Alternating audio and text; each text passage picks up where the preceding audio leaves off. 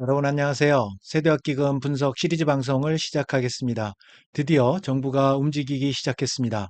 세대학기금 정책의 비협조적인 추심 대부업체에 대해서 인허가 제재를 검토한다는 그런 기사가 떴습니다. 그 밖에 대부업체 채권이 세대학기금으로 넘어오게 하는 또 다른 최적 대안은 없는지 여러분과 함께 살펴보도록 하겠습니다. 자, 이렇게 1월 10일 현재 세대학기금 관련된 현황 기사가 두 개가 떴는데요. 하나는 잇따른 암초에 진도가 나가지 않는 세대학기금이다라는 쓴소리 기사가 났고요. 또 다른 하나는 추심 대부업의 허가에 조건을 건다 이런 기사가 떴습니다. 두 개의 기사를 잠깐 살펴보고 오겠습니다. 자, 바로 이 기사인데요. 잇따른 암초에 진도가 나가지 않는다. 그래서 시작은 야심찼는데 현장에서 체감하는 성과는 미미하다. 그런 내용. 그리고 마지막에 보면 정부의 조급함이 오히려 벼랑 끝에 몰린 서민들에게 기대감만 심어준 꼴이다. 이런 기사, 비판 기사가 났습니다. 또 다른 기사는 추심 대부업 허가에 조건을 건다는 내용입니다. 그래서 여기 보면 금융당국이 세대학기금 등 정부 정책에 비협조적인 추심 전문업체 인허가를 내주지 않는 그런 방안을 검토 중이다. 이런 기사가 떴습니다. 그래서 8일 금융권에 따르면 금융위원회는 대부업법을 개정해서 매입 채권 추심업을 등록제에서 허가제로 전환하는 방안을 추진 중이다. 이렇게 제재를 가하는 이런 기사가 떴습니다. 자, 이 밖에 그렇다면 어, 정부가 취할 수 있는 최적 대안은 또 뭐가 없는지 그 내용에 대해서 여러분과 함께 살펴보도록 하겠습니다. 자, 정부가 취할 수 있는 또 다른 최적 대안 첫 번째, 팔면 손해다, 매각하면 손해다. 이 구조에서 매각하면 이익이다라는 구조로 전환을 시켜야 된다라는 겁니다. 그래서 가격 인센티브를 줘야 된다라는 겁니다. 그래서 첫 번째, 모든 대부업체에 대해서 단일 저가로 매입하는 거는 좀 곤란하다. 그래서 지금 정부에서 매입하는 단가는 채권 원금의 5% 가격, 5% 이내 가격으로 이렇게 매입하는 거를 검토를 하고 있는 것 같습니다. 그렇게 단일 저가 가격으로 하는 것보다는 차등해서 매입가를 차등해서 적용하는 게 어떤가? 예를 들어서 7년에서 10년까지는 3%, 10년에서 15년까지는 4%, 15년 이상은 뭐 5%, 그리고 고령층이라든지 사회 취약계층에 대해서는 뭐 더 가산해서 6%, 7%까지 이렇게 해주는 건 어떤가 그런 생각을 해봅니다. 그래서 이렇게 차등 매입가에 조기에 참여하면 또 플러스 인센티브까지 주는 이런 방법으로 해서 팔면 이익이다, 매각하면 이익이다라는 구조로 전환해 주는 건 어떤가 싶습니다. 그리고 일정 기간 내에 매각 시에 기본가에 역시 추가 인센티브를 준다든지 뭐 은행의 차입 한도를 좀 확대해 준다든지 여러 가지 인센티브가 있겠죠. 그런 식으로 이제 빨리, 왜냐하면 지금 대부업체에서 매각을 하지 않기 때문에 세대학기금 진행이 상당히 부진하거든요.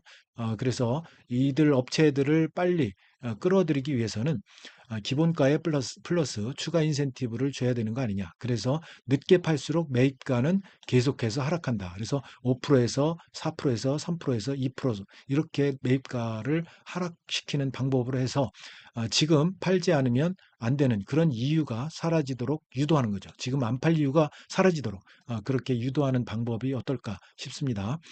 두 번째는 대법체에서 추심을 지속하는 게 유리했다라고 판단을 한다면 이제부터는 그런 채권은 보유하면 리스크가 오히려 올라간다라는 느낌을 주게 해야 된다라는 거죠. 규제 압박을 좀 심화시켜야 된다라는 겁니다. 그래서 장기 연체 채권에 대해서 과도한 추심이라든지 소송을 했을 때는 추가 규제를 하는 거. 그래서 이게 보통 민간 채권 같은 경우는 채권 소멸시효가 10년, 개인 간에 거래되는 거 10년이죠. 그리고 예, 금융기관, 대부업체 포함해서 금융기관 같은 경우는 채권 소멸시효가 5년인데 소송할 때마다 이게 10년씩 이렇게 늘어나는 그런 구조이기 때문에 언제까지 이게 계속해서 이제 늘어나는 구조입니다. 그러다 보니까 이런 추심, 소송 이런 거 할 때마다 어떻게 보면 정부에서 그렇게 하지 말아라는 어떤 추가적인 규제랄까요? 이런 거를 좀 도입하는 건 어떨까 싶습니다.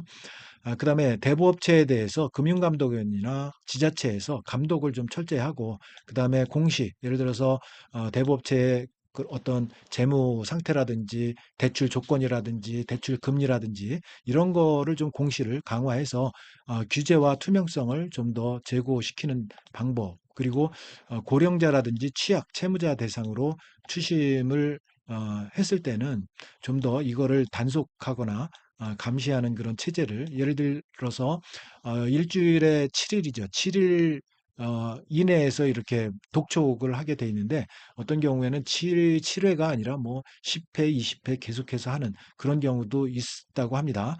이런 경우에는 좀 단속하고 감시를 해서 좀 더 이렇게 어, 좀 대부업체에 대해서 규제 압박을 하는 건 어떨까 싶습니다. 그래서 대부업체 입장에서 이런 채권은 가지고 있으면 오히려 고치덩이다라는 인식을 형성하게 해서 보유하고 있으면 있을수록 리스크가 상승한다, 이런 느낌을 가질 수 있도록 하는 건 어떨까 싶습니다.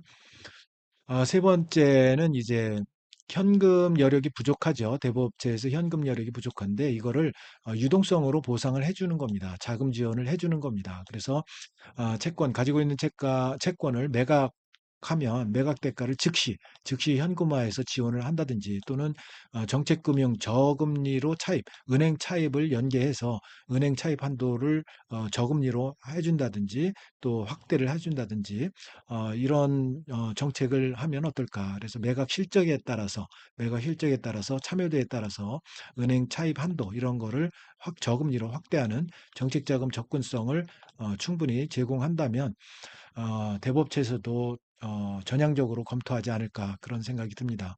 그래서 돈 돌릴 방법이 없는 그런 구조를 구조적으로 이제 해소해주는 그런 방향으로 갔으면 좋겠습니다.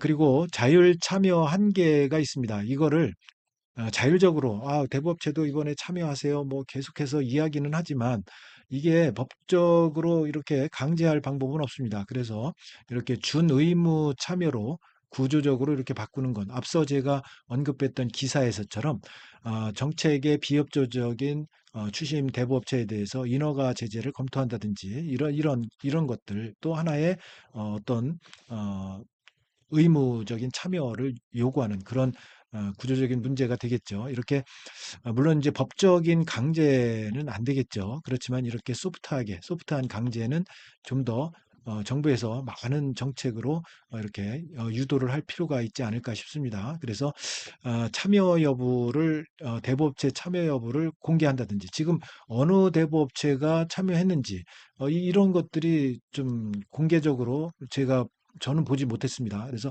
어느 대부업체가 지금 이렇게 매각을 하고 있는지 이런 것들이 저는 아직 못 봤습니다. 본 분이 있는지 모르겠지만 이런 것들도 투명하게 공개를 한다든지, 참여 비율을 금융감독원 평가에 반영을 또 한다든지, 또 금융사에 대한 평판이라든지 규제 이런 지표에 포함해서 좀 더 좀 좋은 대부업체에 대해서는, 이런 적극적으로 참여한 그런 대부업체에 대해서는 은행 차입 한도라든지 여러 가지 한도 확대, 정책 자금에 대해서 정부의 정책 자금을 좀 더 이렇게 확대해서 도와주는, 지원하는 그런 식으로 좀 지원하면 어떨까 싶습니다. 그래서 팔지 않으면, 매각하지 않으면 이런 불이익이 있다라고 계속해서 압박을 해야 되지 않을까. 물론 이제 대부업체의 입장도 어느 정도 고려하면서 이렇게 압박을 해야 될 겁니다. 또 뭐 법적으로 뭐 무조건 강제적으로